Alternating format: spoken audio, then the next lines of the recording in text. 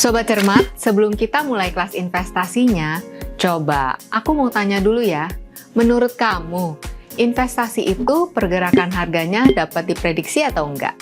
Coba jawab yuk di kolom komentar.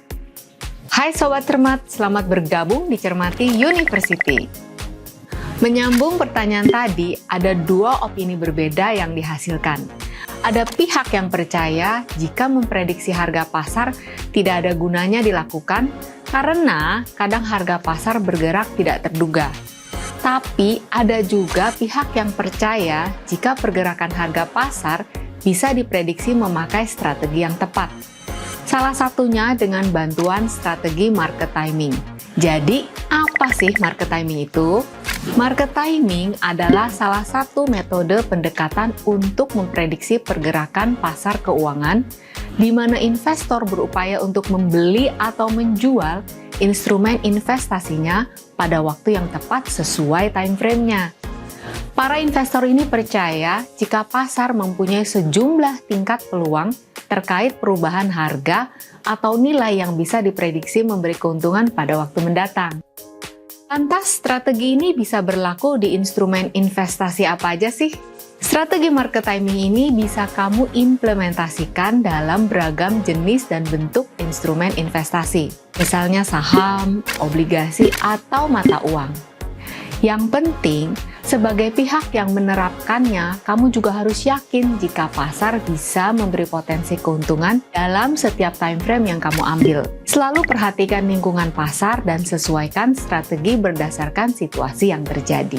Meski terdapat kelompok investor yang menggunakan strategi ini untuk melakukan prediksi jangka panjang, mayoritas diantaranya memakai market timing untuk kegiatan dengan time frame yang lebih kecil, yaitu trading atau investasi jangka pendek dan menengah.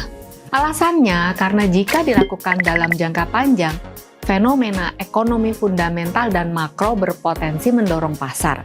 Sedangkan dalam jangka pendek, terdapat lebih banyak faktor inefisiensi nilai yang bisa digunakan.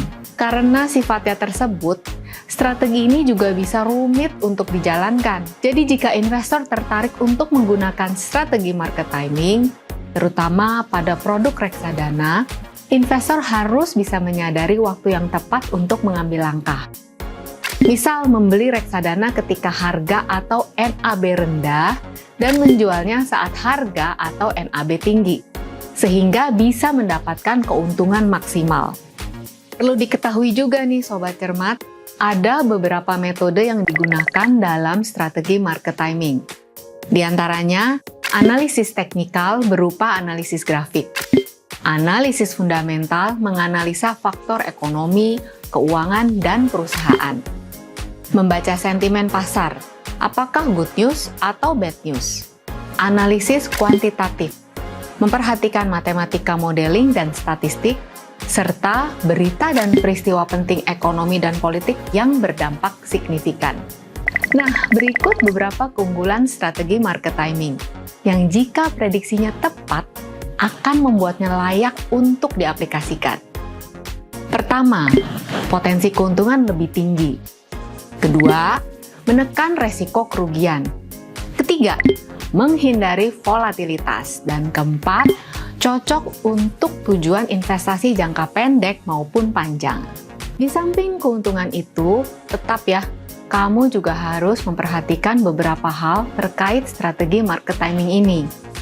Di antaranya, harus memantau kondisi pasar modal setiap waktu karena butuh konsistensi. Kedua, membengkaknya biaya transaksi karena lebih sering melakukan pembelian dan penjualan. Ketiga, pada jenis instrumen tertentu, PPh final dikenakan karena melakukan transaksi penjualan, pembayaran dividen, atau kupon obligasi. Keempat, kesulitan untuk memutuskan waktu masuk dan keluar transaksi. Langsung kita bahas yuk, strategi market timing yang dilakukan oleh seorang investor jika melakukan dua strategi, buy and sell, serta buy and hold.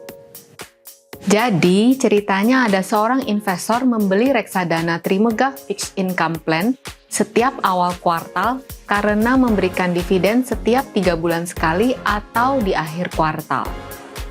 Kemudian investor tersebut menggunakan strategi buy and hold dan memanfaatkan market timing. Berikut detail simulasi investasinya.